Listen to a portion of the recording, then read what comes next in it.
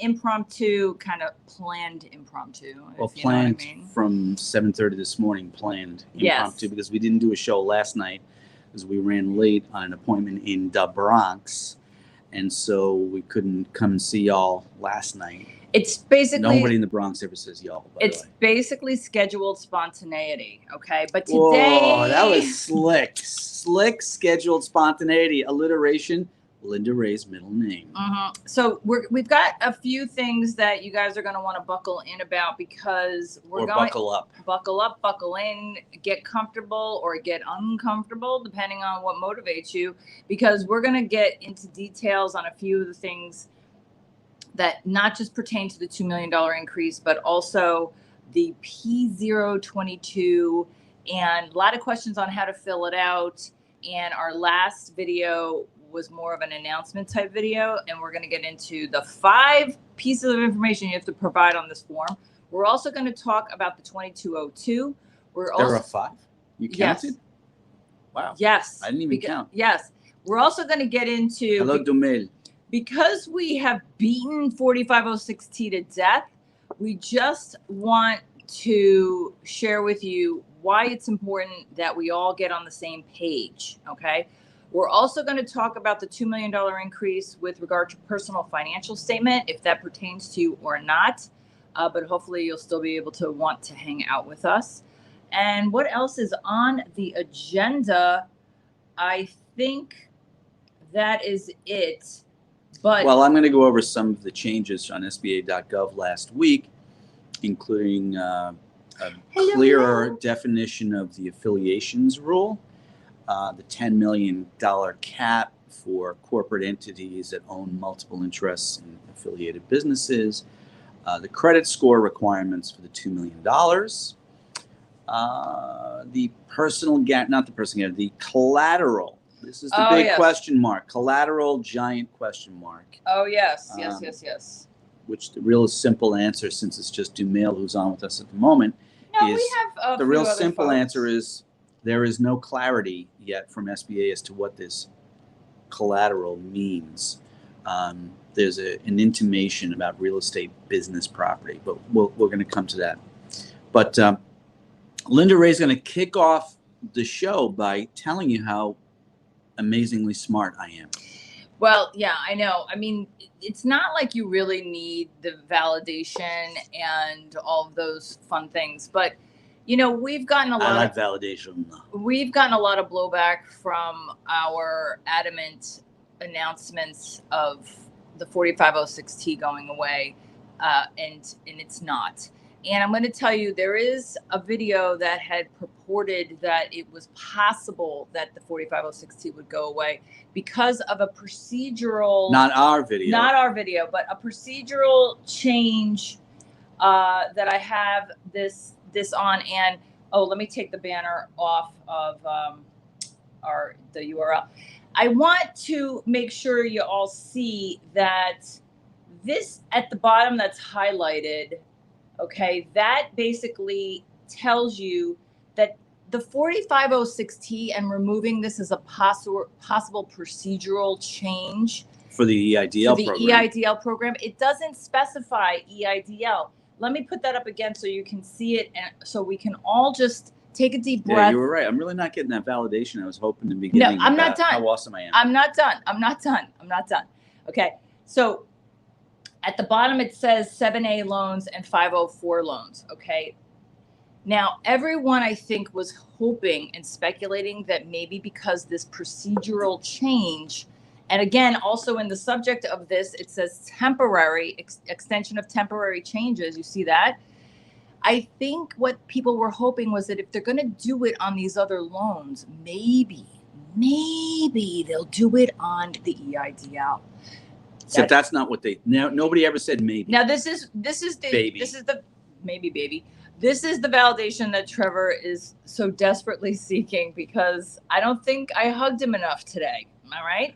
But he has been saying it. I wish I had the video clips. As they say in the really good novels. The video clips. I have been saying it ad nauseum. The video clips, Trevor is, he's just like, stop it. Stop talking about it. Stop thinking about it. Stop even imagining, wondering, hoping it's not going to happen. He's been It's saying never that going flat to go out. away. Yeah. I even had a challenge on one of the shows when the skull cap exploded and brain matter splattered on the ceiling. Hello, Vita. Is David. that, you know, when I was ranting and raving that the Tim. 4506T cannot go away, will never go away, no matter how all the other folks out there are speculating in the world that it's happening, it's going away. I've been saying this for months. It's never going to go away. Look at, yay, Jean-Baptiste is approved. Thank you so much for sharing that. Hey, congratulations, Dumel. I'm sorry to interrupt you patting yourself on the back, Trev, but this is important and warrants a little celebration. And thank you for tuning in with us, even though now you don't need to listen to us. Good times, come on. All right, so go back to what you were saying. I totally forgot what I You was totally saying. forgot that the 4506T is not Well, going back when I was ranting and raving and the brain cap exploding about it, that it was never going to go away, there was something else I wanted to say, but I totally forgot what it was. I did this video. Hey, Mike is here. Michael. Hey, Mike. I did this video. I'm putting the link in the comments. I had a woman who I ended up blocking because she was like, "This is insulting that you're telling us this." Whatever. I don't care. But yeah. So I also did this video. I did a search to find other people talking about the 4506T that might be going away, and I found this search. Guess whose video was at the top? Oh yeah, that would be ours. Hello. That would be me searching beyond the foliage of trying to find some sense of this 4506 that going away. Can you go back a minute? I'd like what? to in that screenshot you just shared. So I'd like to point out here that on the second video for Skip, what it says is 4506T new guidance potential for EIDL loan increases. So what Ryder did on that show, and he did a better job of it, I think, than what a lot of the other folks did, because he did qualify it by saying that this statement of procedures is for lenders, and the hope was that this would transfer into the EIDL process. The other folks that we're talking about didn't do that. They were like, it's going away, and they led all of you to believe that you could get approved for your EIDL loan without a tax transcript.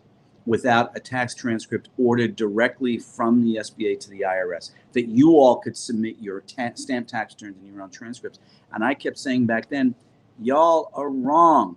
It's never going to happen because it is common sense lending practices. You need to verify the tax returns are legitimate. So it looks like I'm doing my own self-validation here. You want to share some of the screenshots, but I want to go back to that statement of procedure that Linda put up in the highlighted section. If you can put that screenshot of statement of procedure up. Yes, hold on. Oh, hi, David. If you notice, can't really see. I know. I'm okay. Try to keep up. Okay. Yeah.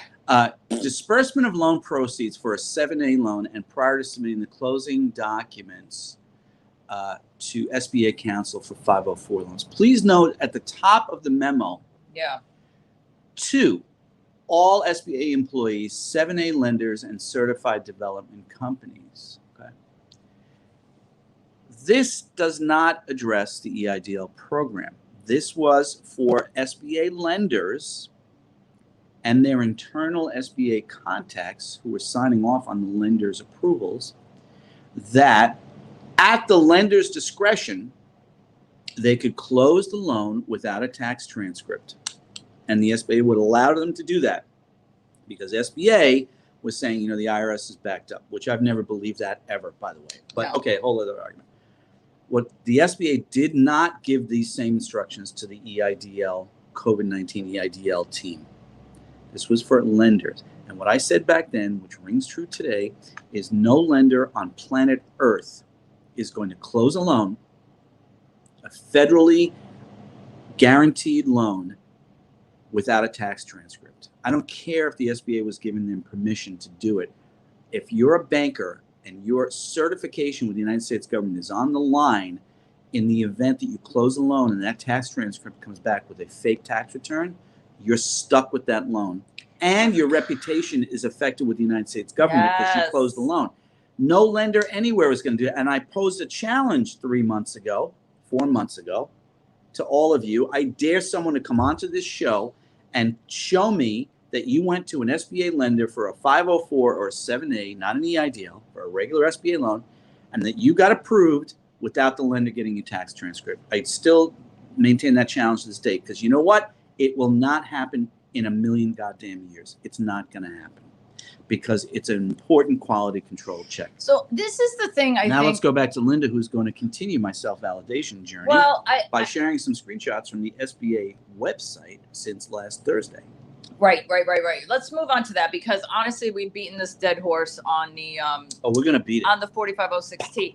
I don't understand. I don't think people are really understanding that it's not the IRS and it's an incorrect 4506T. Everyone who's here today already knows this platform. Hi, Erica. So they already know. So I'm not going to bore you. Let's move on to what did you want to start with? Do you want to start with the loan eligibility? Let's go back to 4506. I just want to put up these screenshots from the SBA.gov website since last week. All right, this is the new revamped SBA.gov EIDL information pages. Go on that side. There we go. Okay. With multiple, you want to go to the next, notice 4506T. Next page. Yeah. Oh, look, instructions on 4506T. Next page.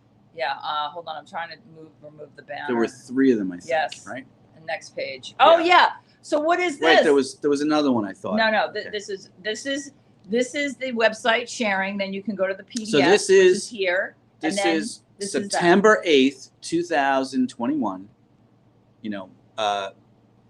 September 8th. April, May, June, July, August, September. 6 months after everybody lost their minds saying the 4506T is going away. And here it is in black and white and red and blue on the SBA website that the 4506T ain't going away, baby. It's here to stay. And who told you that was going to be the case? Linda Ray, tell them. You. How much more validation do you need? Are you done? Now, what is... Hey, yes, Jen Combs, yes, Jenny Combs, that is correct. It's your 4506T, Yes. which was defective. Okay. The purpose of my long-winded self-validation journey on today's show is to set you all up for what I'm about to tell you about the $2 million increase. Because if you think you're going to get accurate information about this $2 million increase from other sources, please unsubscribe from our channel now. Please stop watching our show right now. Please go watch, music videos or whatever else it is. Kitten videos. Whatever you're going to do, because ASMR. we are not the people for you. If, on the other hand, as we have demonstrated with our advice about the 4506T, if you believe that we are an authority with real-time experience and knowledge that we'll share that is accurate, that will help you, as with Dumel a few minutes ago, who said he was approved based on the advice we gave him, if you believe we're an authoritative source for that, stay in tune with us. We're going to fill you in right now. PO22, personal financial statement, $2 million increase, and other changes on the SBA.gov programs. So, Linda Ray, what else you got to share with us today? I really want more coffee. I know. I just posted a comment Hi, in Darius. the chat with a link to our Simple Sense for Small Business. I'm going to we try not to ask. Speaking about shameless self-promotion. No, it's true, but we try not to ask too much from our audience, but except for maybe a review if we helped you, to our Google page, and also to subscribe and like our videos. And Simple Sense for Small Businesses is potentially our next chapter of after, post EIDL, when our business will be over. So we're trying to build that now, because as many of you know who own a business, it takes a few years to have some traction with a new business. So so we have a lot of banners. And to answer your question, David DeJong, yes, you can always fill in your own 4506T. And in fact, as you know, David, I constantly reject the opportunity to DocuSign any of the SBA forms on the portal if I discover that it is defective. I will not allow our clients to DocuSign it. Can we talk about the 2202? Yeah, so there's a new 2202 form as of last week. It's called the 2202-508. And with the 2202, this is the new one that is this the new one? Yeah. Okay, so this is the new one. This is a really cool form, and I recommend you download this and get rid of the older 2202. The older 2202 has a serious defect, which I discovered months ago, and that is that you can't tab between cells on the form. If you tab, if you're in the name of creditor field over here, wait, where's my camera? Okay, Wait. It's not working. Here we go. What? I'm trying to do this. All right, if you're in the name of creditor field right here, and you type in something, and then you want to tab to the next one, original amount, then you, oh my gosh, there she is. When you do that, it will freeze up your Adobe Acrobat program. The new form does not have this defect. It's awesome. Tab away. The other thing is it has drop-down menus for the dates, which is really cool. So at the top where it says date of schedule, there's a little drop-down. You just click on today's date when you're filling it out. Boom, it populates. Same thing with maturity date. If you have a, let's say you have a business loan and you're filling it in, when you get to the maturity date and it's a 5-year loan, you know that the loan becomes finalized on February 5th, 2025, then you can just select that on the calendar. If, on the other hand, by the way, little helpful loan officer advice, if you do not know the maturity date, skip over the tab or write NA, not applicable, right? Because you cannot just put in the year. If you just want to put in this loan, you don't know the exact date, the drop-down won't allow you to do that. So highly recommend start using the new 2202-508. It's a really awesome form. All right, Linda Ray, what's our next one? Well, no, I do need to. You do? I need to expound on the 2202. I will take this clip at 17 minutes. Let me just. I want to put a timestamp just in the chat for my own 2202 how to complete. Well, while you do that, I'm going to answer Vito's question. Okay, but wait. Okay, maybe not. Okay. I'm going to just say this. I'm hoping the people that still ask questions on the 2202 that are answered in our previous 3 2202 videos. I saw that. If you are self-employed, if you are a sole prop and your business is in your name and you have no business debts or no credit cards in your you have name. no business entity. No business entity, and all your credit cards are in your personal name.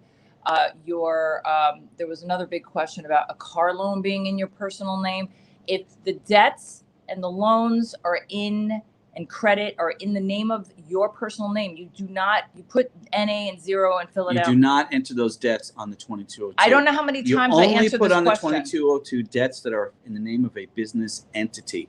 The loan officer will see your personal debts on your credit report. So you don't want to double disclose something that's already on your credit report. Okay. All right. So so Darius, we just answered your question. Next, let's go to Vito's question. All right, Vito, we're jumping ahead to Q&A. All right. Here. So Vito, the answer here is I'm really confused by your question actually, and I almost never say that, but forget about, here's the thing, Vito, forget about the years that they're asking for 17, 18, 19. Okay. Just ignore that. What you want to do is take your 2019 tax return side by side with your 4506T. Whatever's on your 2019 tax return, put that on the 4506T. That's it. You're done.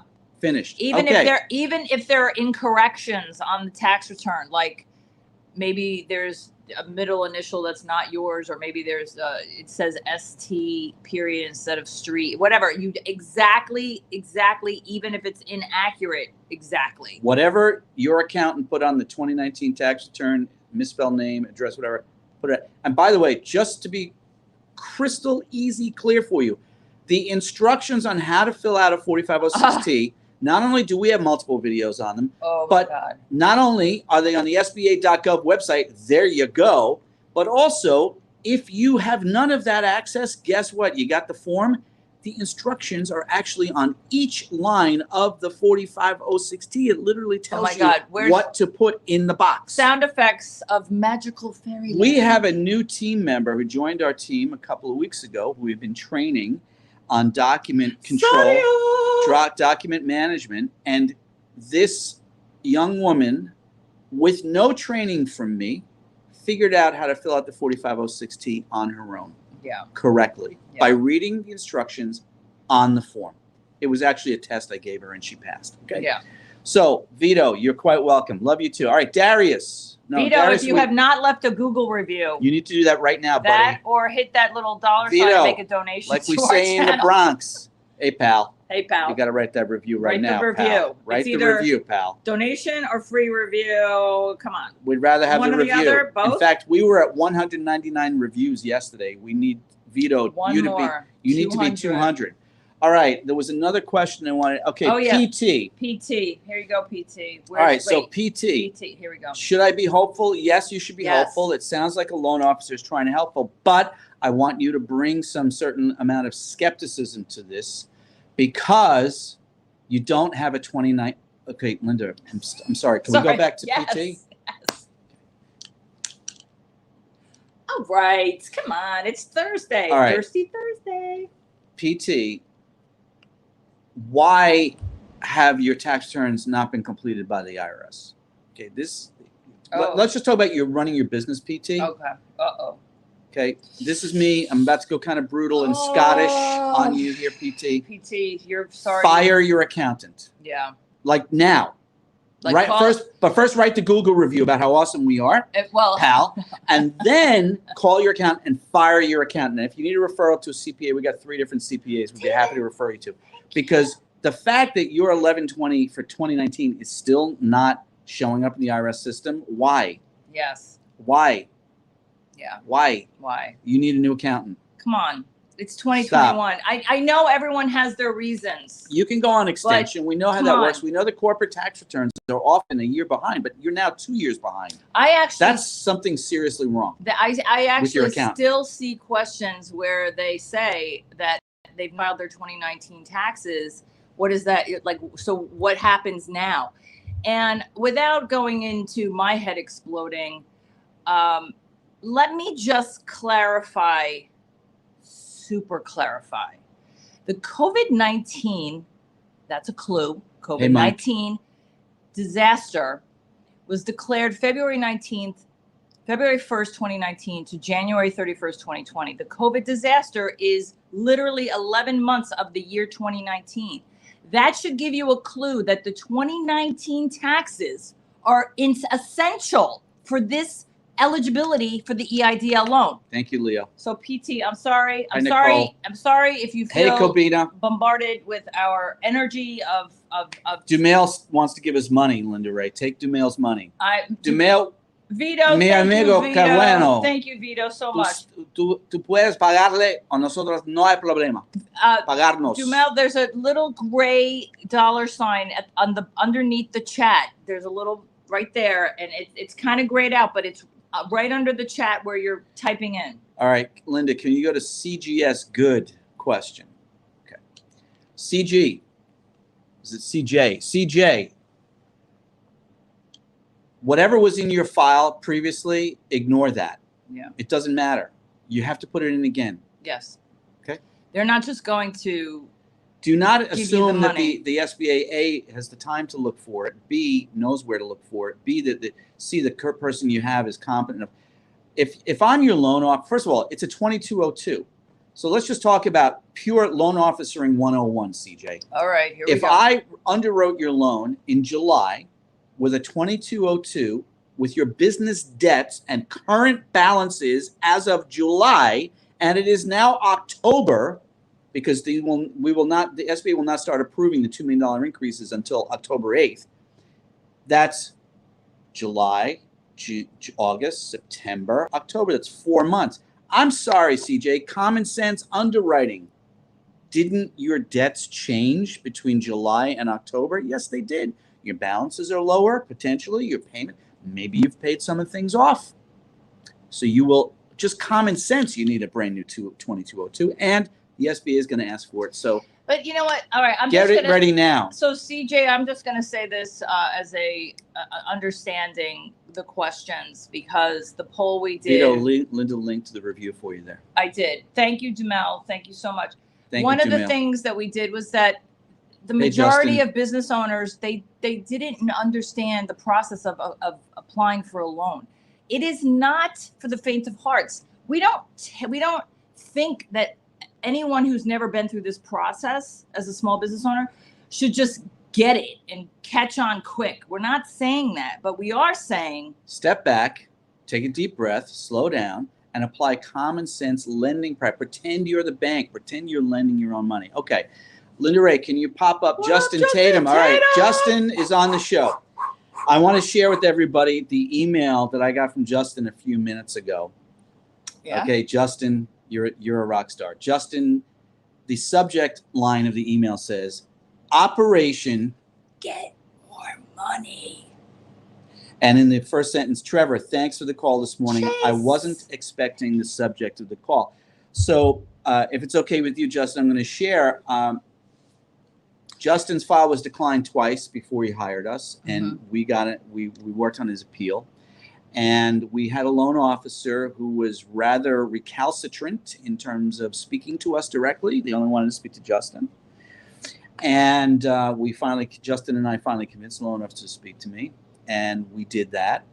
And then, so I overcame the declination because the loan officer was about to decline Justin's loan for the third time. So we overcame that declination, and then we had to do the math.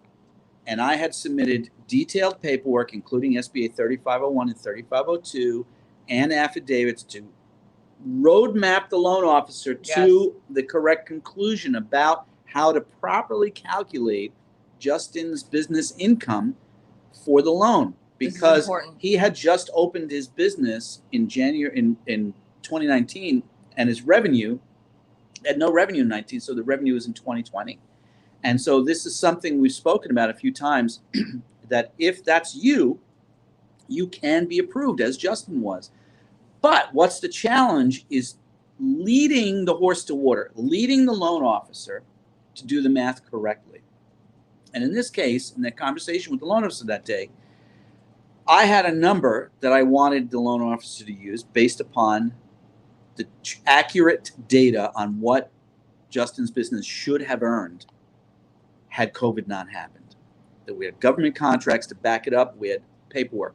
Loan officer slashed that by $7,000 a month, which is, in a 12-month period, is $84,000. And in 2 years, that's $168,000, right?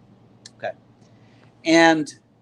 But we got the approval, and the loan officer wanted to give Justin's business $24,000 because he was using the number I gave on my SBA 3502 incorrectly. I showed him the error of his ways, and the $24,000 very quickly became $276,000.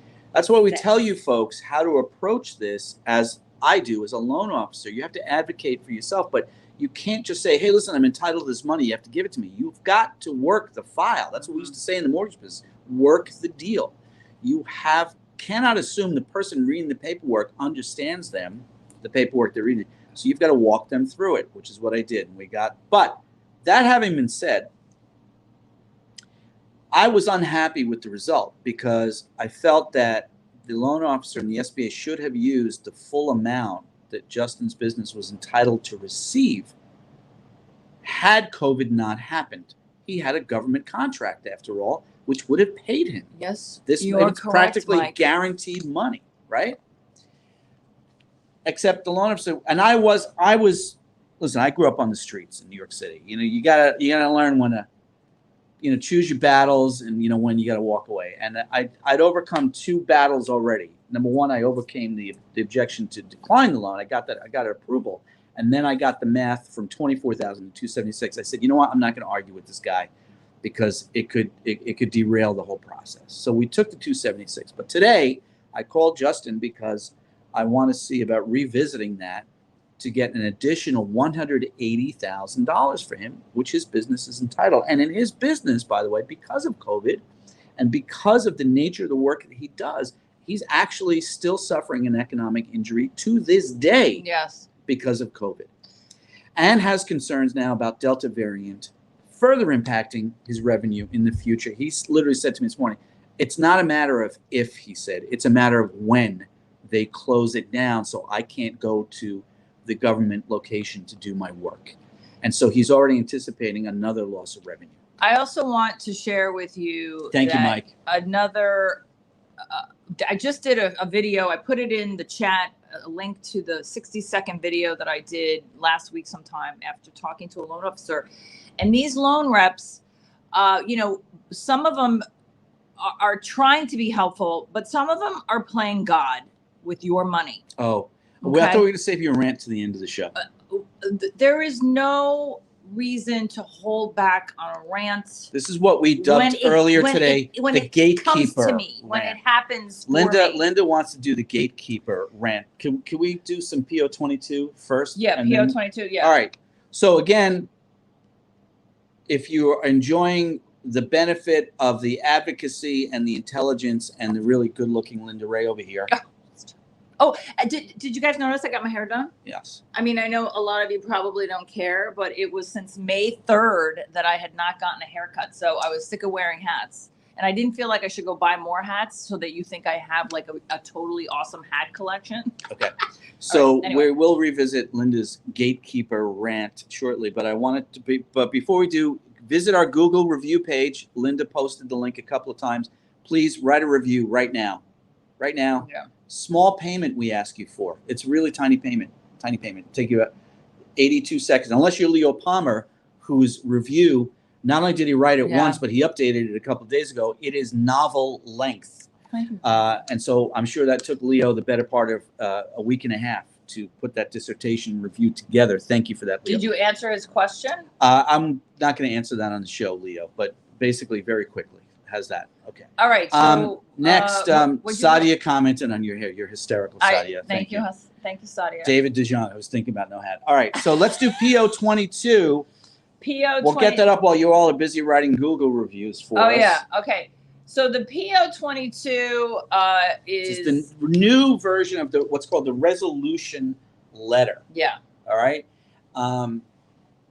We've had a lot of comments on the YouTube videos. In fact, we had a lot of thumbs down on our YouTube video about this because apparently people want us to teach them how to fill out this form, and they're really annoyed that in our PO22 video that we have not taught them how to fill it out. Let me just adjust the camera a little bit. I do want to say though, on that PO22 video that people gave us more thumbs down than any other video. I was especially— We wear that as a badge of honor, by the way. And I was especially giddy about my editing job. So for that reason, it's a wash on how many thumbs down because I was personally entertained with just the editing of that particular video. So the reason, by the way, we did not teach y'all how to fill out the PO22 is because honestly, it's stupid easy to fill out.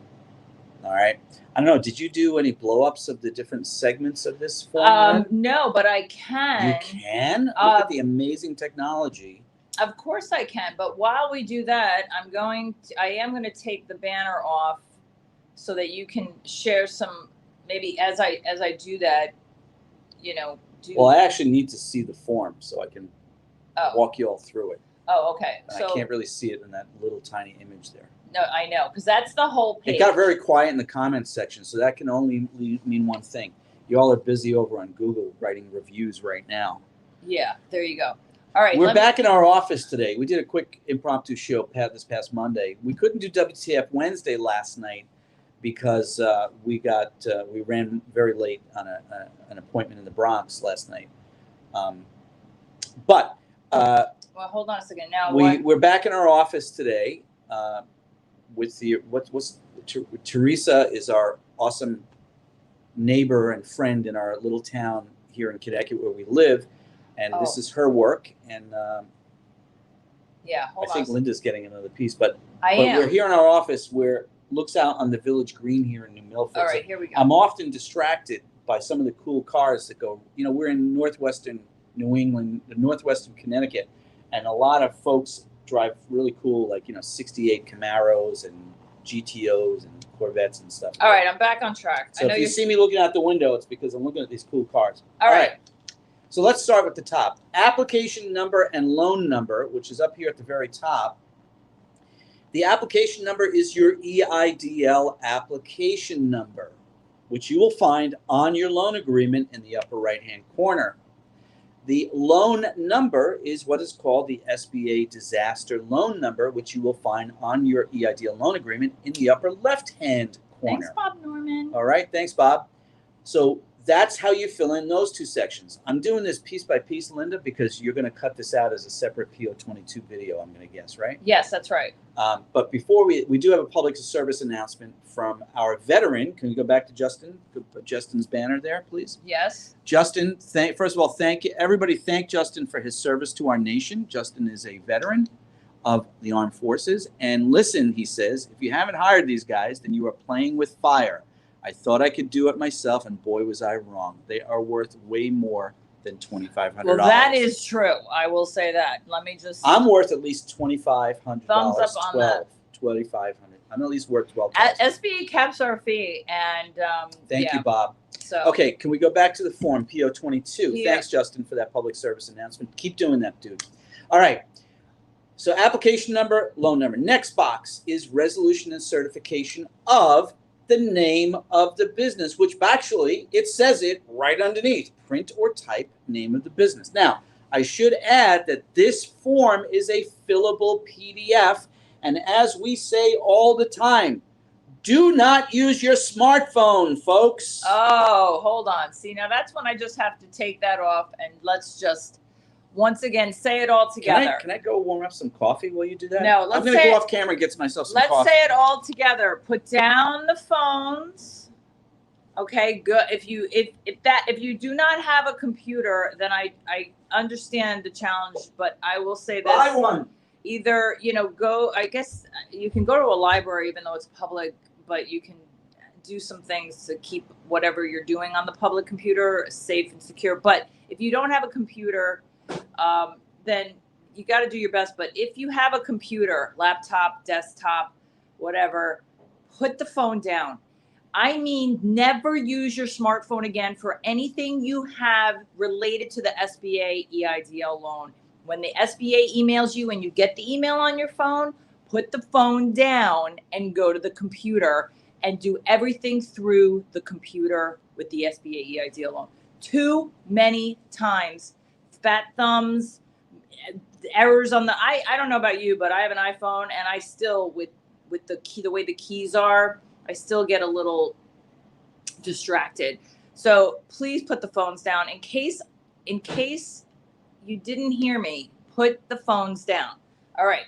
So now let's see. We have Justin, you crazy. Thank you so much. Oh my gosh. Well, yeah, Michael, right. Okay. Because listen, we know the phone is legit a computer in its basic source. It is, but if you're trying to use the functionality, I'm sorry, there are little I know. What are you doing? raisins and cashew nuts and almonds. Sorry. Oh, Justin, love you too, man. That's going to pay for pizza today. Although we might do sushi today. Okay. All right. So go back to the PO22. form. This is a fillable PDF. PO22. So number one, put away the smartphone, as Linda said. Oh, that's Do that. this on your computer. And if All you have not already purchased Adobe Pro, we highly recommend you do that. Yeah, it's the Acrobat. 21st century business, folks. That's It's, the Adobe Acrobat We're in- DC. we're in the third decade. It's $10.62 a month. $10.62 a month. It's Yeah. $120 something a year. And it Okay. is the third decade of the 21st century, folks. Okay, you need to buy Adobe Pro and use that. You will thank us because your facility of creating documents and managing documents can for your we- business will improve like light years, Starship Also, type you of stuff. can do certified signatures from the PDF, which is also incredibly useful with the SBA requirements because they don't accept certain ways that people are submitting their documents. We've seen it, I don't think the people that are with us understand that everything we talk about is stuff we've actually experienced, like problems. That we do every day. Challenges, obstacles, declinations, restrictions, requirements. So, Okay. oh, sorry. I can't really kick her under the table. Sorry. All right. So fill this form out. using Adobe Pro DC on your computer. You will thank us. Okay, so let's go back to resolution and certification of, and underneath it says printer type, the name of the business. So if your business is called Aurora Consulting LLC, you will type in here Aurora Consulting LLC. If you are a sole proprietor and your name is Henrietta Johnson, then you will put Henrietta Johnson in this line, because since you're a sole proprietor, your personal name is the name of the business. Okay, do we have that right? Let's do it again. What do we put in the line here where it says printer type, name of business, Linda Ray? If you're a business entity, you put the entity name. Linda's Fancy Rock and Roll Gadgets Incorporated. Boom. On the other hand, gadgets. If you're a sole proprietor, Linda Ray, that's it. Let's go to the next line. Resolved that the officers and owners of, and this is the really cool part, you do the same thing. You type the same information from that top line into this box. Wait, what happened to our phone? Okay, back into this box. So you're going to put the name of the business entity twice. Or if it's your personal name, because you're sole proprietor, you will put the sole proprietor name, Henrietta Johnson, twice. Linda Ray, twice. Okay? Next, this is where it's getting a little complicated with subsection A, 1A, where it says application for a loan or loans, the total thereof not to exceed in the principal amount of. People ask us, how much should I put in there? What you will put in there, folks, is either your maximum eligibility if you have gone onto the portal and it says $389,300 is your maximum loan from the SBA, then you will take that number and put it into this box. Can I have the box again? Yes, sorry. I was listening. I was so interested. On the other hand, if you have not received your eligibility yet and you are waiting, then you put in this box $2 million. Do you know why you will put $2 million, Linda Ray? Because that's what the loan is up to amount. That is the current maximum EIDL COVID-19 loan that anyone could be eligible for. So if you do not have your eligibility yet, put in $2 million. On the other hand, what if you already closed on your EIDL loan and now it's April of 2022 and you get an email from an SBA representative in the records specialist department telling you, we would like you to fill out PO 22 and provide a copy of your hazard insurance, which you're required to submit within 180 days of closing on your EIDL loan. In that case, when you get that PO 22, 5 months from now, 6 months from now, what you will do is put in the amount of your EIDL loan that you closed on. So if you signed the closing documents on the SBA website today for $210,200, then when you fill this PO 22 form out in the next few months to submit it to the record keeping team, you will put $210,200. Okay? So there's 3 ways to put in the dollar value. To repeat, so that Linda Ray will put these up as bullet points when she edits this into our new PO 22 video.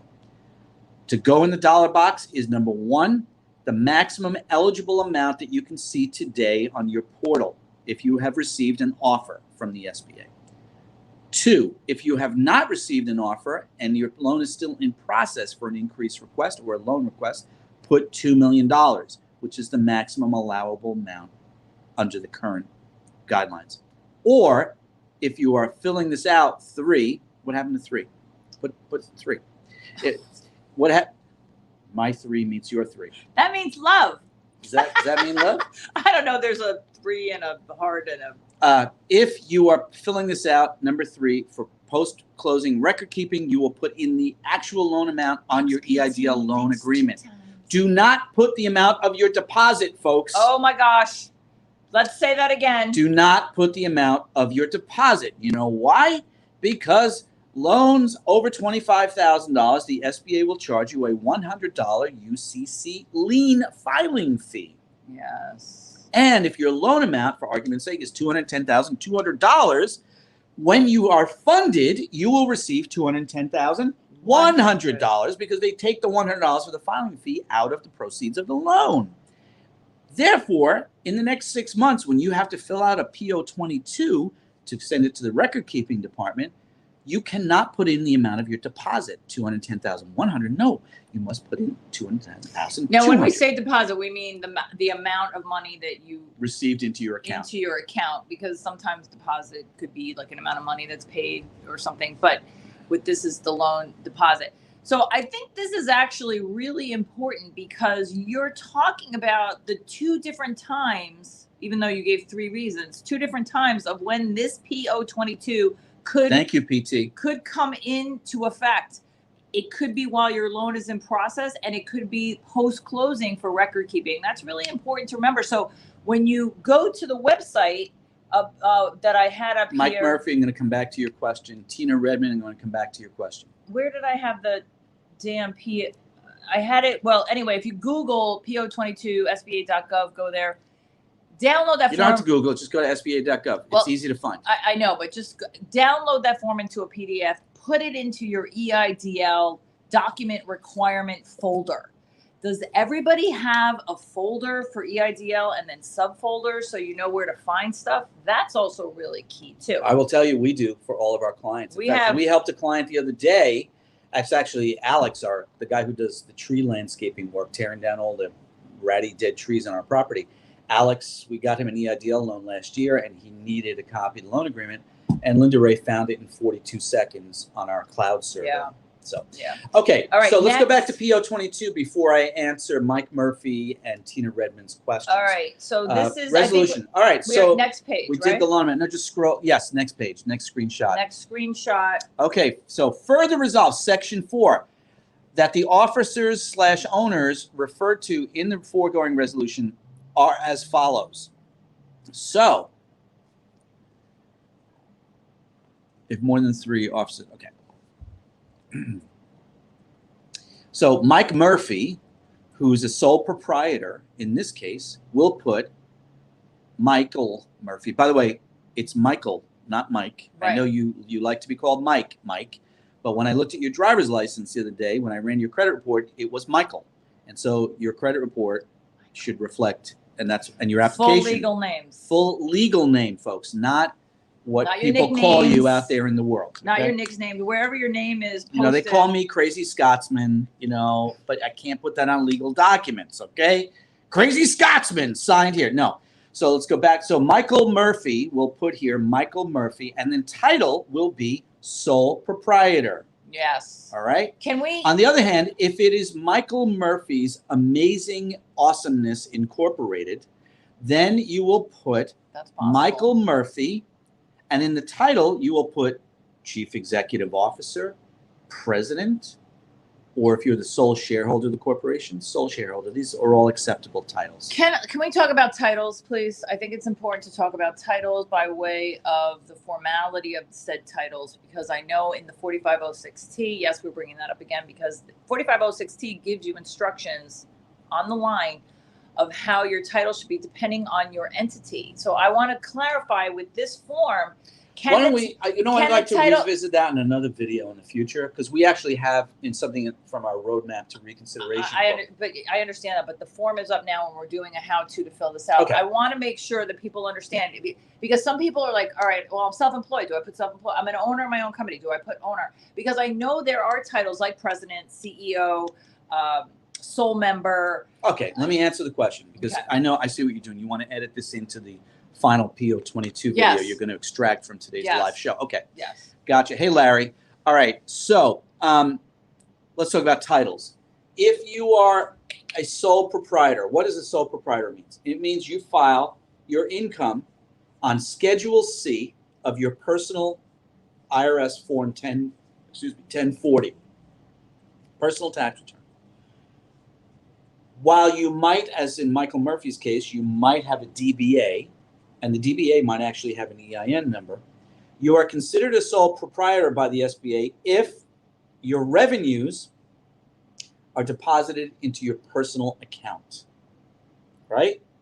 So In Linda Ray's case, if she was a sole proprietor of Linda Ray and she receives revenues from selling widgets and gadgets and the money is deposited into a bank account named Linda Ray, she's a sole proprietor. Therefore, Linda Ray's title is sole proprietor. That's done. Let's talk about Schedule C. It's your personal tax return. But you have a DBA with an EIN number, an employer identification number from the IRS. You're filing the revenues on your personal tax return, Schedule C, but the money is deposited into an account in the name of the business entity. Therefore, your EIDL application and your resolution should be in the name of the business entity because the revenues generate into a bank account in the name of the entity. And by the way, side note real quick, this is why so many people's deposits have been bounced back by their banks because y'all are operating as a business, but your bank thinks you're trying to pull a fast one on the bank because you should have opened a business account, which has higher fees. You can't have it both ways. Whole other video. All right. So you're filing your entity on your personal tax return, but the revenue goes into a bank statement in the name of the entity. You put on the resolution form and on your EIDL application the name of the entity. Okay?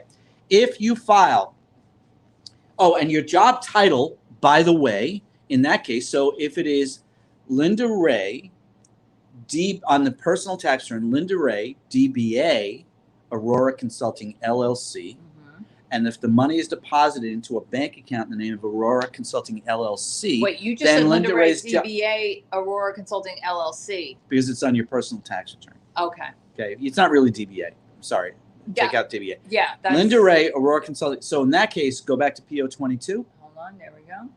Well, you're going to have fun editing this video. Oh, my God. In that case, on PO22, what's going to happen is Linda Ray would go in the name box, but the title will be sole member.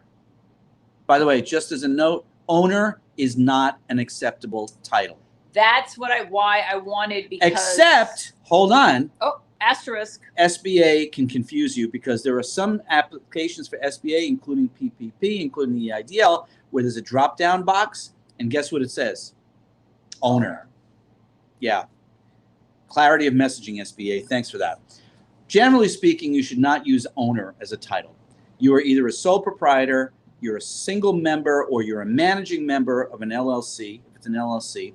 If it is a corporation, then you are either a chief executive officer, a president, a secretary, a chief financial officer. Can we talk about the client who has an LLC and on his tax returns, his title was president?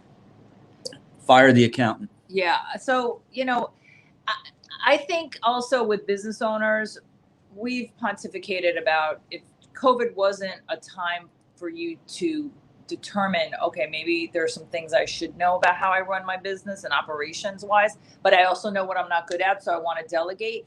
I think it's still the responsibility of understanding a certain process with your financials, because it's one thing, I posted this somewhere where the word, I don't know is not a punctuation mark. It doesn't mean, okay, I don't know, so that means I don't have to do it, or I don't have to understand it, or I don't have to get it, or I don't have to figure it out. I don't have to ask questions. I don't have to do a search on it. No, you have to know, period. Okay.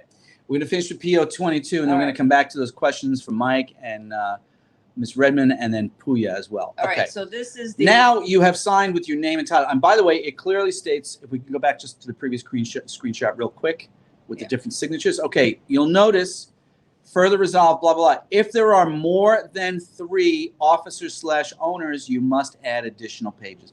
Guess how you add additional pages? Use the PO22 again and put the names at the bottom. Okay, so you fill out a whole new PO22. All right, let's go to the next section, Linda Ray, and we're almost done with PO22 for today. All right, so I hereby certified, blah, blah, blah, the authorized representatives of, so this is why we were confused by all the thumbs down on our PO22 video, that people seem to think we should have explained how to fill out the form like we're doing today. It's self-explanatory because right over here, look, right there, it says name of business entity. Entities on this line. Yeah. So if it is Aurora Consulting LLC, that is what goes in that box. If, on the other hand, it is Linda Ray, sole proprietor, then Linda Ray's personal name is the name of the entity. Last, name and title of certifier, okay? Name and title of certifier is the person who is signing the form, the date the resolution is approved, and then the electronic signature. And when I say electronic signature, folks, I do not mean that concoct Adobe signature where you type in your name and it puts this beautiful script thing. That is not an acceptable electronic signature. You see my finger wagging at you above the top of the screen? An electronic signature is secured. That means the document locks after you electronically sign it. It means the electronic signature has a time and date stamp. That's what makes it a secure electronic signature. You typing in your name and a beautiful script thing appearing is not an acceptable signature. And that's why 6 months ago, the SBA started shutting you all down for requiring wet signatures because y'all were submitting these baloney fake signatures. All right. Not fake, but not. They're fake. They're fake signatures. They're not real signatures. Okay. Let us, so we have finished PO 22. Let's go back up to Mike Murphy's question. Mike Murphy is that he has half his credit cards in Mike. And oh, I can do it here on the iPad too. Look at this. Oh yeah, look at that. You can you touch it to see if you can display it? No, you can't. Oh yes, you can. Holy cow! I am in control of the video. Okay, so I am now in control. You are never in control because I actually am running mission control and can shut this down at any moment. But anyway, one of the things about Trevor with technology, he's really good 99% of the time until doing a selfie right now. Until you tell him, Trevor, we have a new protocol at Aurora Consulting, and this is the technology and the automation. 6 months. 6 months he's taken to learn our HubSpot. Okay. Mike Murphy asks, I always put my name, DBA company name, as a sole proprietor. Sounds like I've had that wrong. You would be wrong, Michael. You did not have it wrong. You're wrong about being wrong? You're wrong about being wrong, Mike. Wrong about being wrong. Okay. A DBA, folks, let me show you what a DBA really is. Do you see that? It's a logo. Do we know what that logo is? Hold on. It's a tall latte I'm drinking here. You know what a DBA is? That's a DBA. It's a branding device, okay? So let us pretend that I buy and sell classic electric guitars. I don't, but boy, I would love to because I'm a guitar player and I love classic guitars. Okay. Let's say I buy and sell them. And I set up a corporate entity, Trevor's Guitar Buying Incorporated, okay? That's my corporate entity. But boy, Trevor's Guitar Buying Incorporated is a boring marketing name. It ain't this. So my marketing maven, mistress goddess over here, that's you by the way. Hi, that's me. Comes up with a really cool name for Trevor's Guitar Buying Incorporated. What would be my cool DBA marketing name for Trevor's Guitar Buying Incorporated? I don't know. I'm not that good. Rockin' Classic Guitars. There you go. Okay? Trevor's Guitar Buying Incorporated, DBA, doing business as Rockin' Classic Guitars. You see, it's a branding. The DBA is a branding name. So let's talk about McDonald's. If I buy a McDonald's franchise and I open it up across the street here, which we are on Bridge Street here in New Milford, Connecticut, I will set up the corporate name for my new McDonald's restaurant as Trevor's Bridge Street Restaurant Incorporated. But my DBA is McDonald's. Trevor's Bridge Street Restaurant Incorporated, DBA McDonald's. So Mike, you were wrong to be wrong. Just keep in mind that a DBA is a marketing branding device. Keep in mind also many states and or local municipalities require you to register a DBA with the local authority. Here in Connecticut, you do it with your town or city clerk. To register, you have to pay a fee, and you register the DBA. Other states have, and in Florida, for instance, they call it fictitious name filing. All right. I say this, I'm kind of beating this up to death. It could be a short DBA video you can extract out of this, because we have seen that some people at SBA do not understand what a DBA is. They think like it's Mike, a separate entity, who was confused by his own confusion. Antoine. Not throwing you under the bus, brother. Just, throwing you under the bus. SBA, we have seen this also, that SBA loan officers, loan representatives have confused an LLC with a DBA. Okay. So that's why, again, a DBA is, you have to be better than the SBA. It's kind of like Michael Murphy, AKA, also known as Mike Murphy, right? Or Trevor, AKA, also known as Crazy Scotsman. Who likes pizza? DBA is that same type of also known as for a business entity. All right, let's move on because we're at an hour. Okay. We did PO 22. I wanted Miss Redmond. Where is Miss Redmond? Let me find her question. Tina, are you still here? Tina Redmond. Okay. Hey guys, I've been in recon since July 3rd. My portal's still on 2020 disbursement information. Can't see or do anything. And I want to tag this with the question from Puya. And Puya, your question is about your taxes. Can I approve my Schedule C? And I want to combine that with Jenny Combs. If my spouse on my tax return. I already answered Jenny. Side by side, Jenny. Here's what I want to answer all three of your questions. Okay. It's going to sound arrogant, and I don't care. Uh-oh. You need to hire us. So we have given away all this free advice. Hello, Renee Aaron Cruz. We have given away this free advice since January. And what we have come to realize is no matter how many times we give this away, folks just don't get it. So about a month ago, we just decided that's it. We don't even do our free consultation calls anymore. Now it is, we are a skill set. We're like Liam Neeson in that movie. I have a very specific skill set. Well, and I will find you. But you know what? Listen, I want to also, I don't know if there's an individual who DMs me on Twitter, and he asked a question about, he got an email from the SBA saying that they needed 12-month projections and some other requirement that was completely standard and basically good news that they were working on the file. And he was like, what is this? I don't know how to do this. And I gave him a link to our revenue projection and planning blog that we have on our website under the blog section. But this is what I'm trying to say. I'm not expecting everyone on the planet who's applying for an EIDL to watch our videos or get it the first time. But, he's been following other YouTubers. So the fact that we wrote this blog a few months ago, these things are standard. If they're asking for it, that's good news. That means they want to approve your loan. So instead of resisting or saying, I don't know how to do it, and I gave him a link.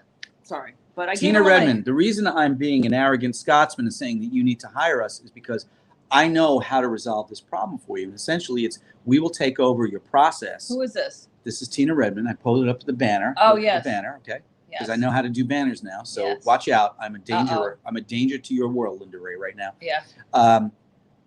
Okay. Hello. Can we go back? Oh, I'm sorry. I told you I was in control. Okay. Yeah, but I want to answer these questions. I know, but I'm also. Okay. But Okay. I'm This is also us the having a producer fight on of the live show. on camera right I'm now. the We're having an producer of argument. the show. Chase Campbell, you rock. Thank you. All right, so okay. let me find it. It's right here. I got it. All right. So the thing is, Tina, if your file is not moving along, what we do is we get it to move along, and we'll get you to where you need to go. Puya, same thing. You're asking a question, which actually we answered earlier in the show, because Justin Tatum, who joined us today, what you're saying here is you have 6 months of revenue for 2019.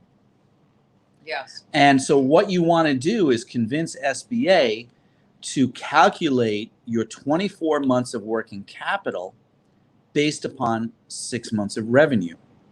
No, but and yes, they will do that, Puya.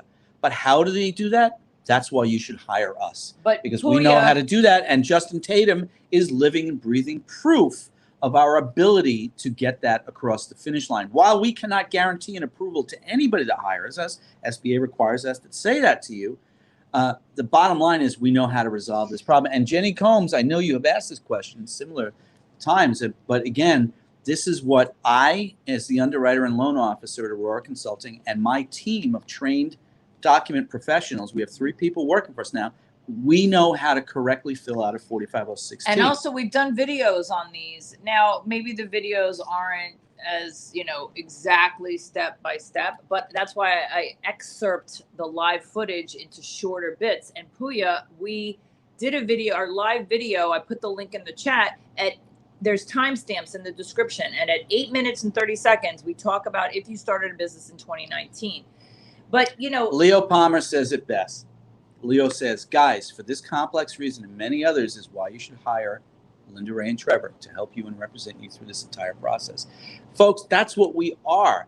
We are a professional application processing team. I know we may come off sounding kind of wizard-like and magical and Harry Potter-ish, you know.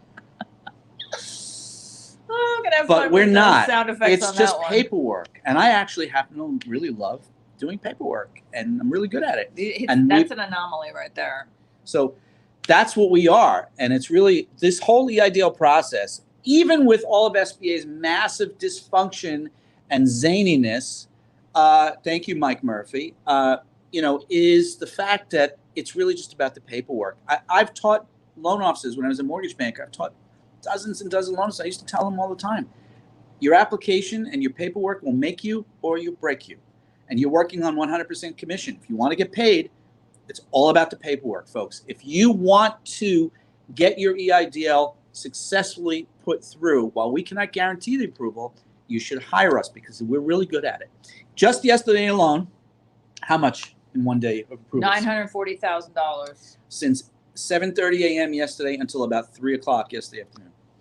All right. So who has questions? Because otherwise we'll wrap it up. I don't see any direct questions. I think we've answered Thank you, Tina. I think we've Thank you very much, Tina. Answered all the questions in the queue. We can open it up, and operators are standing by. By the way, Linda Ray is the operator.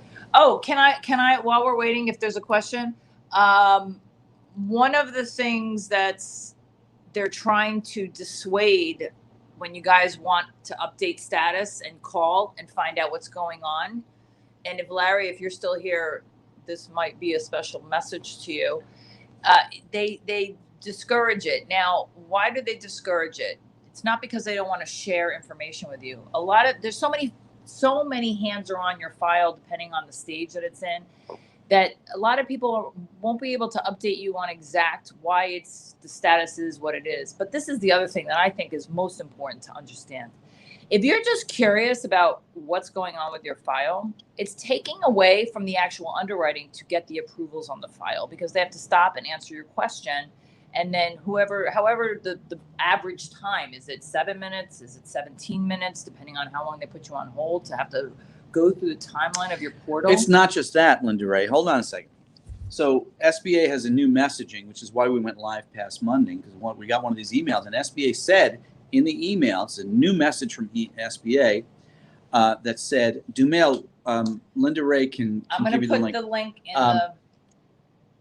SBA in their messaging said reconsiderations average 30 days, appeals average 4 months, and uploading documents up to 10 days. But the other thing it said in the email was what Linda Ray has put in the banner right here: repeated requests will cause delays. Now, Linda just told you it's about interrupting.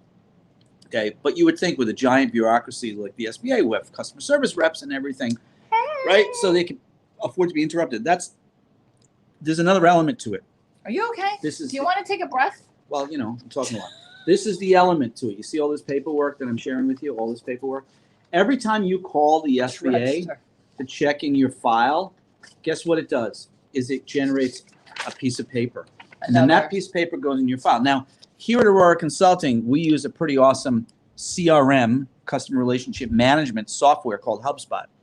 And we have now 5 of us working on client files. We have created a system with the notes in the files. But I'll tell you, we had to create this system just in the last 2 weeks because we we were getting lost. We couldn't find certain notes. We were asking clients for things or with each other, and it turned out the note was in the file, but we couldn't find it because there was so many notes. Yes. So when you call the SBA every day to check your file, you are creating more and more and more and more and more and more and more and more notes. Confusion, which by the way, means that every time a loan officer needs to find the relevant document, like your 4506D, they can't find your it. tax return, they got to keep sorting. You. And by the way, they're under pressure to do 15 loans a day. Do you know how long it takes me to do a loan? 2.5 to 3 hours of underwriting one file. Okay, 18-hour days. That's not even 15 files. So you're causing more. This is why, again, we started the show today saying how right I was about 4506T. I'm saying it again, same thing I've said for months. Stop calling the SBA every day to check on your file. You've got to wait and wait in silence. Okay? So yes, Rob, you have to wait. All right, Aaron. Yes, Aaron, we can definitely introduce you to a CPA. I just sent you an email, Aaron. Oh, hi, IREC. Hey, Trevster. That's funny. Tina, I just put it in the chat. Rob Andrew, still in words, is this normal? There's no such thing as normal, Rob. Well, I just said it was normal because it's normal that you may not have, you're going to have to wait. That's it. That was Tina Redmond wishes to hire us. So Trevor, stop. See, now you're messing up. I got the finger and I got the iPad right here. I'm the producer of the show. Stop putting up banners I've already put up, okay? And also,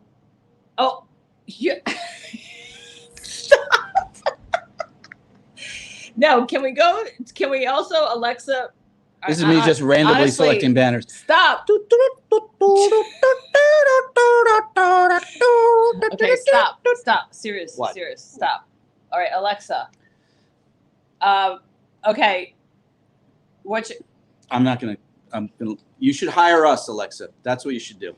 As Tina Redmond said, not arrogant at all. Yeah, Antoine. Yeah, good luck with that. Antoine is here. Wait a minute. Antoine Richards. Check it out, folks. I'm wearing pop socks. Yes. Yes, and my cool boots. Look, I got pop socks. These are Antoine's pop socks.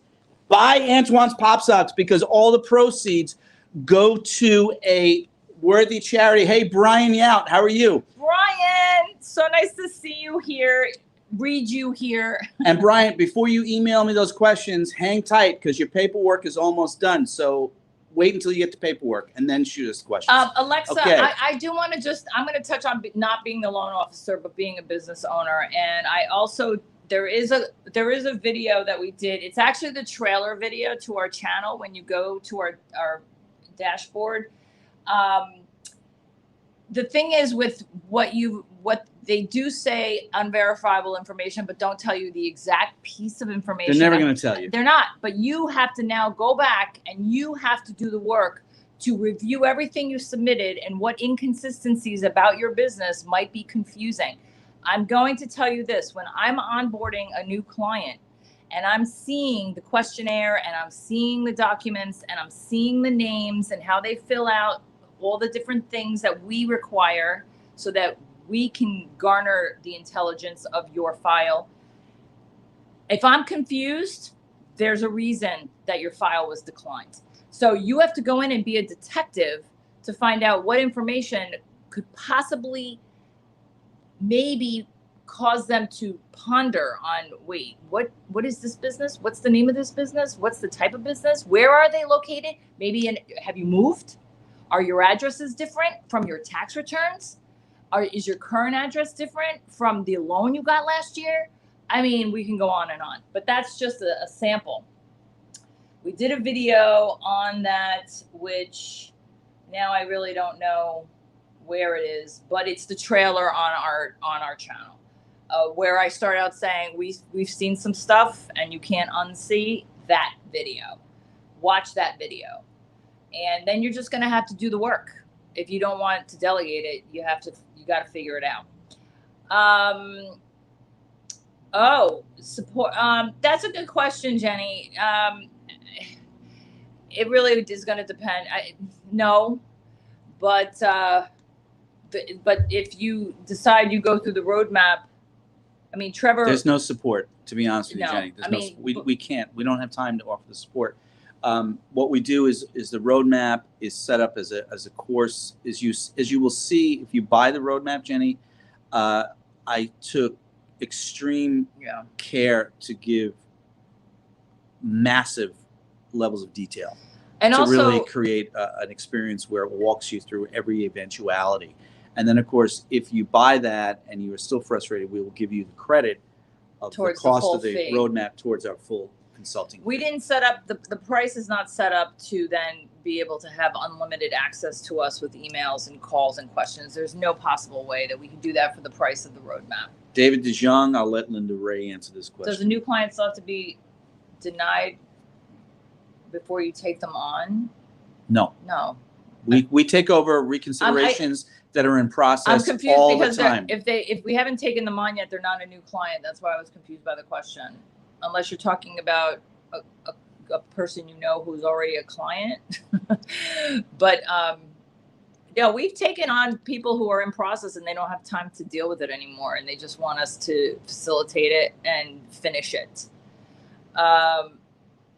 Hey, Ashton, nice to see you. Ashton. Yes, we are still here at an hour and 16 minutes. All right. Yes, it's frustrating, but you got this, Mecha Godzilla. And okay, so I'm not seeing any questions. Now would be the time before we close it out. Oh no, what? No, I was told to get, wait. What? Oh, Felicia, hi. Nice to see you. Wait, I was told to get a stamp. By whom? By whom were you told to get a stamped tax return? Okay, let me answer the question. We started the show by talking about the 4506T. Felicia, the bottom line is they will still need the 4506T, and they will still require a transcript ordered by the SBA directly to the IRS and passing from the IRS directly to the SBA and not through your hands. Okay. She's saying they requested it in the portal. Requested what in the portal? The stamped returns. Okay, that's stamped cool. Copy. Okay. All that means, Felicia, is the loan rep who's working on your file is trying wants to see that you actually filed a tax return. We got it, Ashton. Because at some point, they probably requested the transcripts. And what SBA was doing up until very recently was automatically denying and declining the file if the transcript came back no record found. SBA has modified that, and they're now giving you an opportunity to submit a correct 4506T, or in your case, Felicia, it looks like, hey, prove to me that you actually filed a tax return. Show me proof of filing. Okay, and then if I can see that you actually filed a tax return, because these knuckleheads at SBA think that everybody's applying for EIDL and never file for taxes. It's the most stupid thing I've ever heard in my life, but that's what they're doing. So this person wants to see that you've actually filed a tax return. And once they see it stamped and they know, okay, this return was actually filed, they will then order a new 4506T from the 4506T team. Okay? You're welcome, Alexa. Okay. All right. Mecha Godzilla, we would be happy to handle this for you. Ray can show you how to hire us. Yes, there is a link already in the chat, but I don't know how much scrolling you would have to do. So I'm just going to put it right in the chat here. It is, we created a page, and this is the only way where this is like the extent of our courtesy consultations. We go live to answer questions. We have a page that is complete transparency with how we work, what you can expect, what our fee is, why our fee is the way it is, timelines, our process, and basically just disclosures, disclaimers, and how we have to manage the dysfunction of the SBA. I want to go back to Sadia. Where's Sadia? Hold on. And Alexa, yes, please. I put the link for a Google review if that was helpful. Sadia, thank you for this. So Linda is always telling me not to throw the other two YouTubers under the bus. Oh my gosh, no, don't. She's always kicking me under the table. So Sadia, I love you for posting this because you're opening the door for me to throw the other YouTubers under the bus. Because as we pointed out a minute ago, I have been saying for months, stop calling the SBA. And here's some other knucklehead who probably has never gotten anything but maybe one loan approved, if they even got it approved. And we've heard some of those stories too. Is telling people to call twice a week. It is a waste of time. First of all, twice a week. Listen, the SBA process does not happen in a day or 2 or 3 or 5 or 10.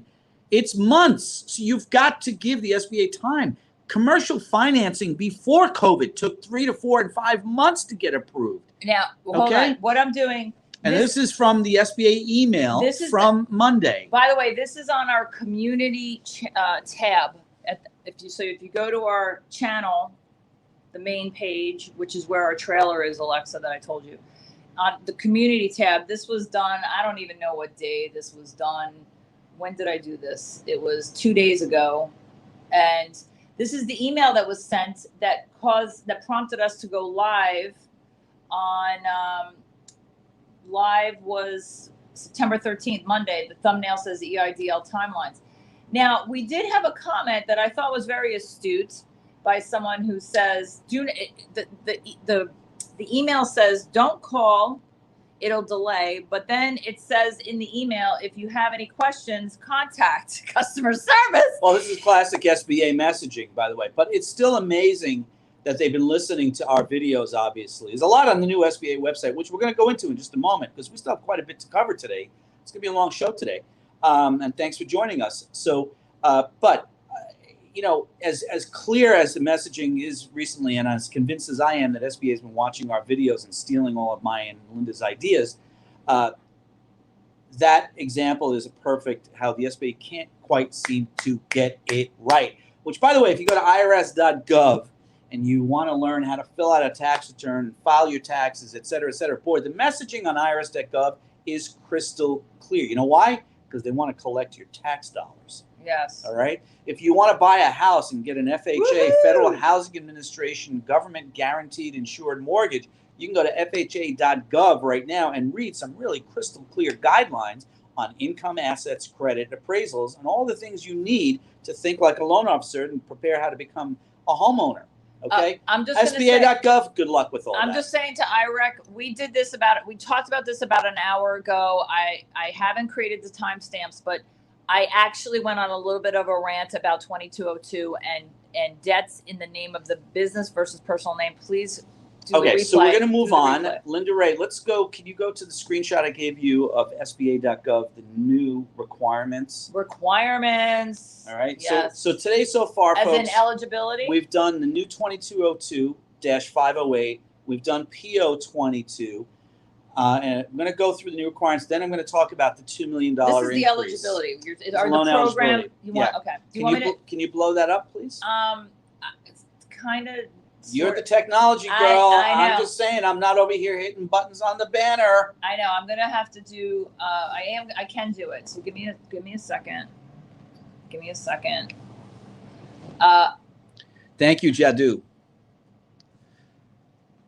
All right, it's coming. Coming. Felicia, you got that right. Buying a house is easier. Yes, that is true. So as soon as Linda gives me the blow up here, I'm going to go through these new SBA.gov. Thank you, Jeff. Eligibility. Here we go. Yeah, so Jeff brings up a good point. If you would like to pay us in a tiny, happy way for our authentic, non-speculative, and accurate advice, please go to our Google business page. Linda has posted the link several times in our comments. Yes. So if you scroll through the comments, you can find that, and she'll post it again before the show's over. Jeff, you rock. Thank you. And also, if you are unable to hire us, but we have answered some questions and provided some guidance or comfort, there is a little $ button at the bottom of the chat where you can make a donation to allow us to continue this free information. Well, Justin Tatum gave us $100, and that's definitely going to pay for lunch today, Justin. Thank you. Which, by the way, I haven't eaten anything all day, and I'm starving. Okay, so let's talk about some of the new updates to SBA. I just want to really focus on this. Loan eligibility, the infamous credit score requirements, okay? For a COVID-19 EIDL loan of less than $500,000, the credit score requirement is 570. This is an Experian credit score. No, you cannot find this credit score as a consumer anywhere online. Oh my gosh. This is what's called a classic FICO score.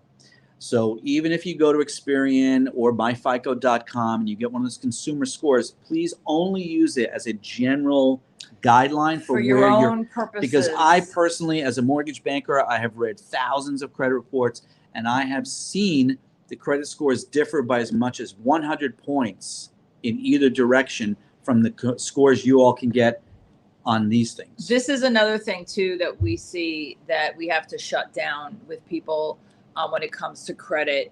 You know, they say, hey, you know, I can give you the credit report that I got online. No, you can't.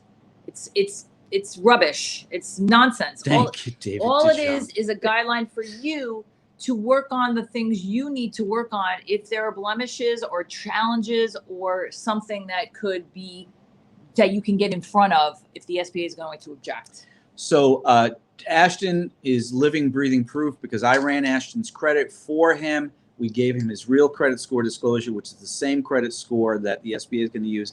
And here's Ashton verifying what we just said. His score is 50 points off. That can make a big difference. David DeJong, you are a hoot. I can't wait till the day where we can visit you in California and go out for whiskey.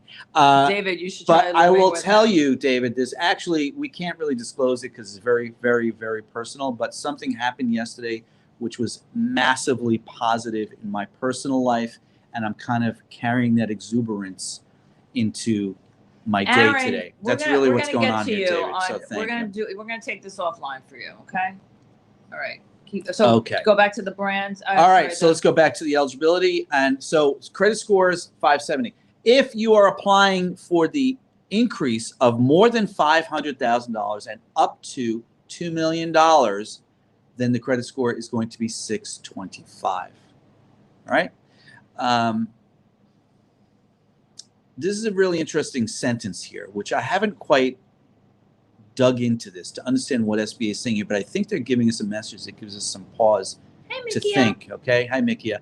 Small businesses must qualify for a certain loan amount by completing the economic. I'm sorry. Can I interrupt you while I'm interrupting myself? Yes. Small businesses must qualify for a certain loan amount by completing the economic injury formula, which takes into account 2 years worth of revenue and cost of goods sold. Do you see what they did there? 2 years worth of revenue. What the hell is the SBA doing here? Because it was, until last week, 1 year. It was 2019. Now they're saying 2 years. Is this just backwards SBA messaging, or are they now going to be looking at your 2020 tax return? So I want to give you a little insight onto that. On the new SBA application, which was updated last Thursday, September 8th, the new application is asking for your gross revenues for a calendar year, 12 months of 2019, your cost of goods sold for 2019, but the new application is also asking you for your gross revenue and your cost of goods sold for 2020. What does this mean? Does this mean that SBA is trying to tell you that you did not have an economic injury? Because we've gotten that question. Yeah. How many times? A lot. That question comes up a lot. If I earn more money, if I did okay with income, will that affect?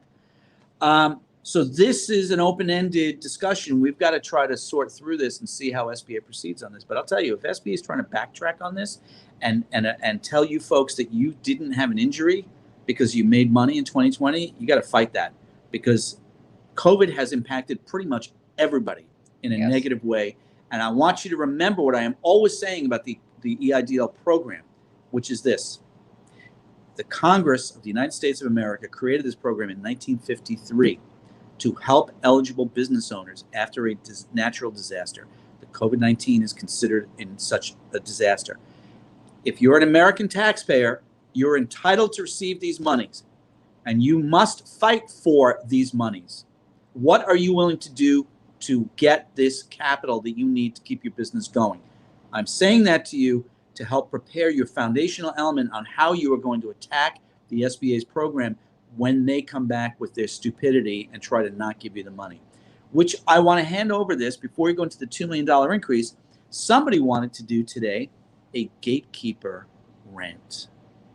Oh, no, wait. I'm doing the gatekeeper rant? You're doing the gatekeeper rant. Well, I kind of, hold on, let me go back to. Well, actually, the gatekeeper rant was inspired. We're at an hour and 30 minutes, and it was inspired yesterday while we were in the car driving to an appointment in the Bronx by Justin Tatum, who was on the show earlier. Yes. And So- by how the loan officer did not give him the full amount Yes. that he was Which really we entitled to discussed- receive. which we discussed probably 45 minutes ago. Yeah. And I did allude to this, and you cut me off because we got into the PO 22, so rightfully so. But what I was saying was some of these loan reps, now whether we've already established from 18, probably a year ago, not 18 months, but maybe a year ago, that there's no training and there's no standards with the SBA. And whatever guidelines they have that they adhere to change on a regular basis, just like your file is never with one person. To quote a loan officer some months ago, Trevor, he said, it feels like things change every week around here. Right. So now, though, you'll have some of these loan officers or loan reps who have control over your money and your file, and they're playing God with your money and your file. And I don't know if there's some CYA going on. It's not CYA. CYA is a different You know what story. CYA is, right? Cover your ass. That's a different So- whole asset. So, and I've been through this, by the way, as a banker in the mortgage industry for 30 years. You get certain people who act as if they need to protect the money. Right. I don't know where they get this in their head that they have the right. Now, protecting against fraud, you know, there are systems and processes in place like that. Okay, I'm all in for that. I've done that and continue to do that. We've actually fired 2 clients who we suspected were attempting to commit fraud. Of course, we couldn't say that to their face, but we got rid of them. We canceled their contracts. But that's different from what Linda's talking about. There are people at the SBA who are behaving as if they need to protect the money coming out of the United States Treasury. Right.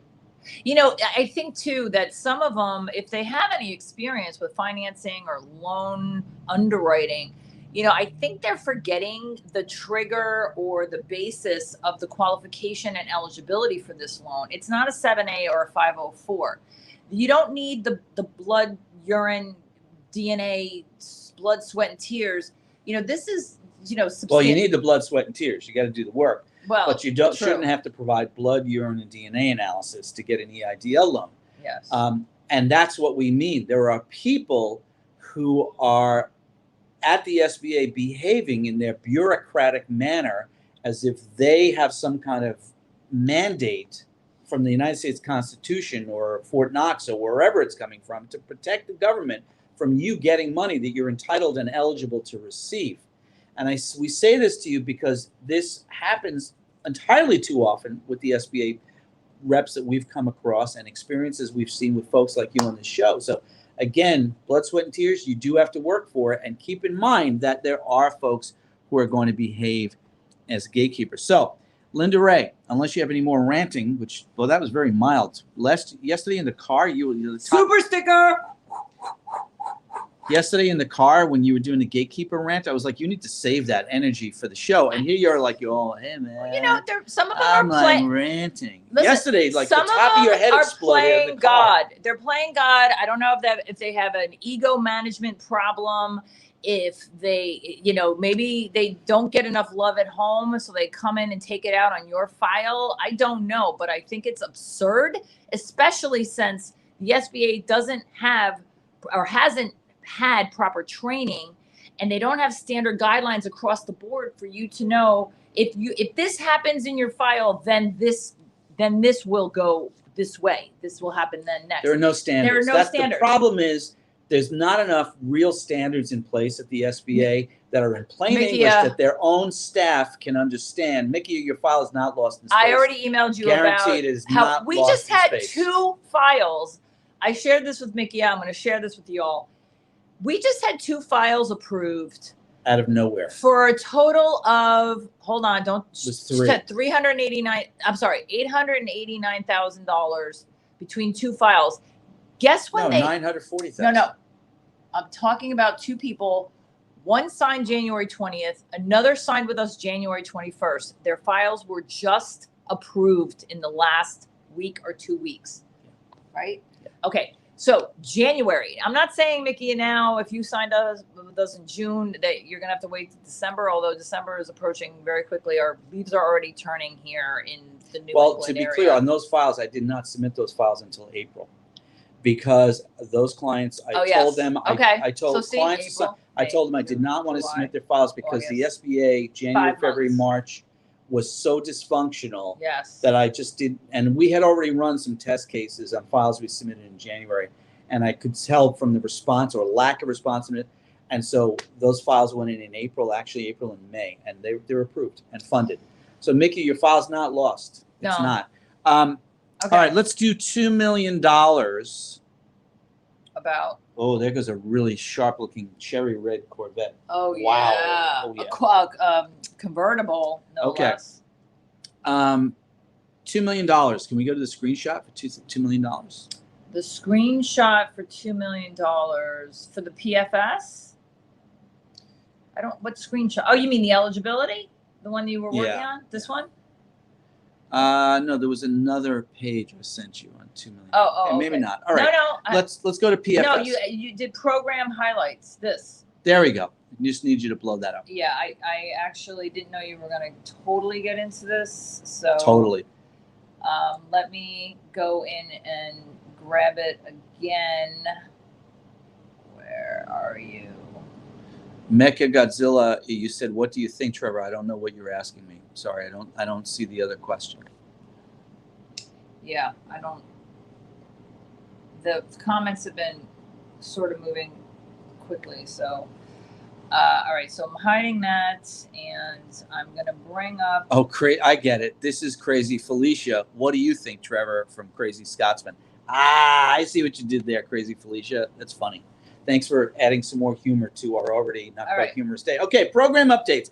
This is as of last Thursday, September 8th. The SBA did a full revamp on SBA.gov's EIDL pages. It's actually nothing short of amazing. They have provided a depth of detail and information here which has been sorely missing from the entire SBA process for the better part of the last 19 months. So yay, Isabella Guzman, good work. Of course, I feel like they stole most of this stuff from us, but that's me. All right, program updates. Here we go. Maximum loan cap has been increased from $500,000 to $2 million, but please understand, folks, you can request your increase over $500,000 today, but the SBA will not begin to approve those loans until October 8th because there is a 30-day priority period from September 8th to October 8th for priority businesses. If you go down to the second bullet point near the bottom, it says exclusivity period from September 8th to October 8th. The above policy changes will be applicable only to applications for less than $500,000, while applications for greater than $500,000 will not be approved and therefore receive the policy change until October 8th. Just keep that in mind. We're going to do the $2 million just when we finish our updates. Let's go back up to the top. The use of funds was expanded to include payment and prepayment of business non-federal debt incurred at any time, past or future, and payment of federal debt. This means if you've been forced to take one of these disgraceful, criminal, horrible, high interest rate MCA loans or cash ledger loans to keep your business afloat while you waited until forever for the SBA to get their act together and give you money, you can use this EIDL funds to pay off that loan. Likewise, if you have EIDL money left over and you take up some of this type of debt in the future, maybe you factor against your receivables for emergency funding, you can use the EIDL to pay this off. This doesn't really answer the ongoing question about other things you can do with EIDL funds to keep your business alive. You know, I'm still annoyed with the SBA for not really understanding and acknowledging the realities of the unique nature of the COVID pandemic and how folks like you are trying to keep their business alive, and just telling you that you can use this for operating expenses is not sufficient to help people keep their business alive during COVID when expenses have gone up. There is some inflation affecting certain aspects of business supplies. Salaries are going up because workers are saying, hey, I'm in a marketplace where I can call the shots and I can earn more money. You know, you get the Grubhubs and the other the fast food thing, whatever, the delivery apps that are taking a pound of flesh from restaurants. There's all kinds of expenses that are affecting the bottom line that you may want to create a new aspect for your business to keep your business alive. And how does that fit with the EIDL? I don't know. We're thinking about how we can answer those questions in the future. Can we go back to the screenshot, please? Yes. Okay. Next, extending the deferment period to 24 months from origination for all loans. I don't know what the hell this means. This is more SBA government gobbledygook. Can we get plain English?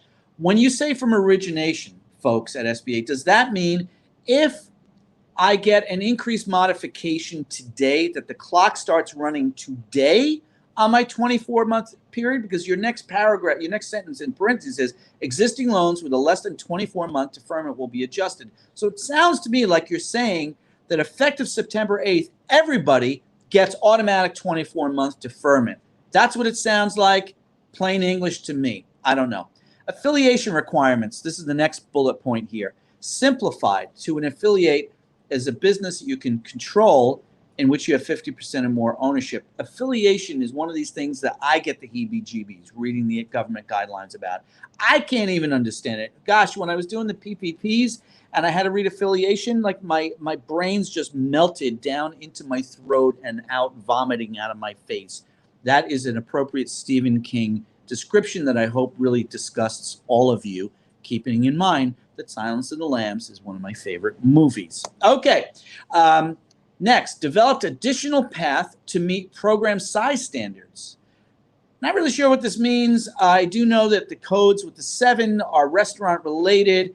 It looks like what SBA is trying to do is accommodate the folks who couldn't get shuttered venue grants and restaurant relief funds, because the Congress dropped the ball there big time. By the way, you know, folks, instead of calling the SBA twice a week, how about you call your congressperson twice a week, and not to ask about your SBA loan? Stop doing that. You know what you do tell Congress? Tell your Congress to get back in there and get some more money funded into these programs, because the American economy has not fully recovered yet, and COVID is still a real thing, and Delta is, okay, head is exploding. Yes. All right, program updates we've done. I'm ready to go to $2 million, Linda Ray. So the $2 million increase is everything over $500,000. You can request an increase today. You go to your SBA portal, log in, and request a higher amount. They already have calculated your eligibility. So go in, select that today, and go to the documents upload page where you will be asked to upload a new 2202, which we covered earlier in the show. It's 2202-508. A personal financial statement, a 2019 tax return, and a real estate owned schedule, and finally a PO22, which we covered earlier. Let's go back to the personal financial statement. Screenshot. Go back to it. We never Can you even pull it went up? to it. Can you pull it up, please? This one? Yep. This is what the page looks like, and when you click on the red download PDF, you will get. Hold on. Here we go. Page 1. Okay. So this is the personal financial statement. Don't ask me to blow this up. No, I'm not going to ask you to, because I haven't read this in full. I have done gazillion personal financial statements at Aurora Consulting, but I haven't done this one yet. I sent one to a client the other night. He filled it out completely incorrectly. Thank goodness he has hired us to fix that. Yes. So as we always tell folks, speed is the enemy of accuracy. Slow down, get yourself a nice cup of coffee or two, and don't guess. Don't guess. If you don't know, then you're going to have to consult with your CPA or financial professional, if you a bookkeeper or whatever. Don't guess. Yeah. And there you go. Okay. Thank you, Muse. Okay. Let's go personal financial statement, please. Okay. So so the page, there's only one page on the. That's all I sent you was one page. So I just want to put it back up on the screen. All right. Okay. So the personal financial statement is a 6-page document which must be filled out and uploaded to the SBA portal. I recommend you do that now before October 8th. Okay. Also, you will find on the portal page. Oh, wow, another red Corvette just went driving past. The other item you will see is a downloadable Excel spreadsheet for real estate owned. Now, the SBA's website today is very unclear as to what this collateral requirement is. So we're not going to go into in great detail today because we don't know.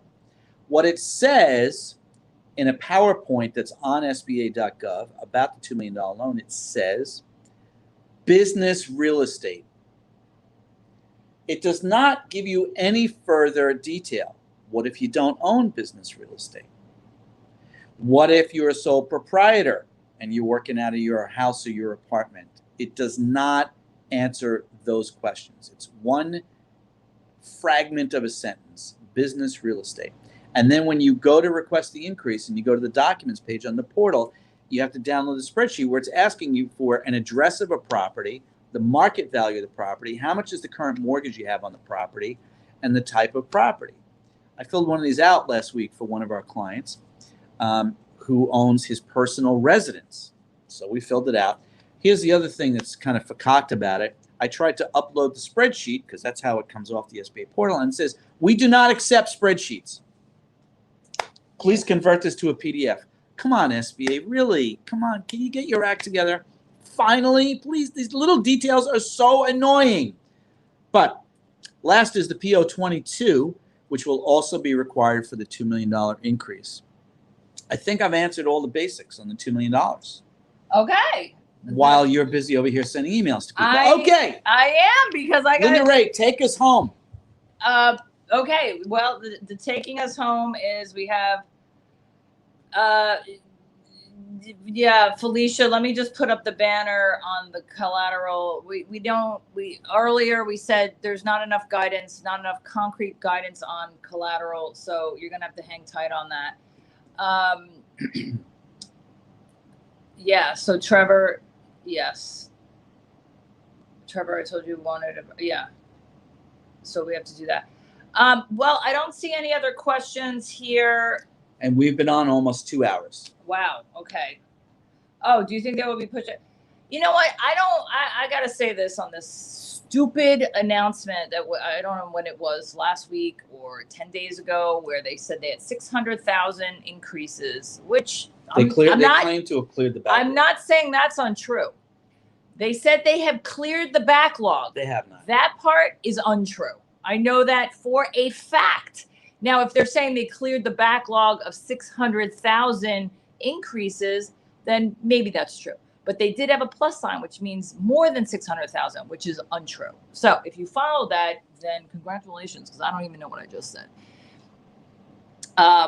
So anyway, Felicia, I see a lot of, I can't really keep up with this chat with all the questions and comments. I'm not sure what you're looking for. I know we've already had an exchange. I'm going to have to go through and look, but I can't promise anything on that.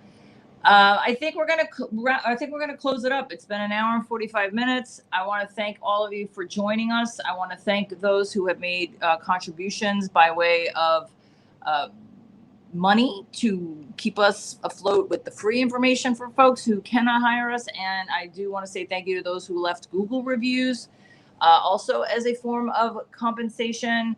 The more people that find us, the more people will hopefully have accurate information, which is our mission, to get you as accurate information on tactical how-to with approaching the SBA to get your EIDL loan. With that, I am going to close it out and say thank you. Be well, be strong, be patient, be careful, be mindful, and know this is not, just know that this isn't where you can just take a stab at it and, you know, maybe it'll work and they'll come back and tell me how to do it if I didn't do it correctly. That's not how it works. You get a decline and you have to start all over again. Okay? So just don't want to end on a too negative a note, but that is a fact. All right. We don't deal in speculation here at Aura Consulting. We are working these files 7 days a week, all day long, and we have real-time experience. And we've Except been doing for when this, I went and got my hair done. Except when you get your hair done, which we were still working on files while we were getting our hair done. Yes, that is true. We've been doing this since March of 2020, and the information we share with you here is based upon actual experiences combined with our financial services experience. I'm a 30-year veteran loan officer. Linda Ray is an insurance broker. So we bring a different perspective. We are not here for clickbait. We are not here to speculate. We're not here to give you false hope. We're here to put a cold splash of water on your head if necessary to teach you the reality of what you can and cannot accomplish. Correct. So Ciao, take Justin. care. See you next time, folks.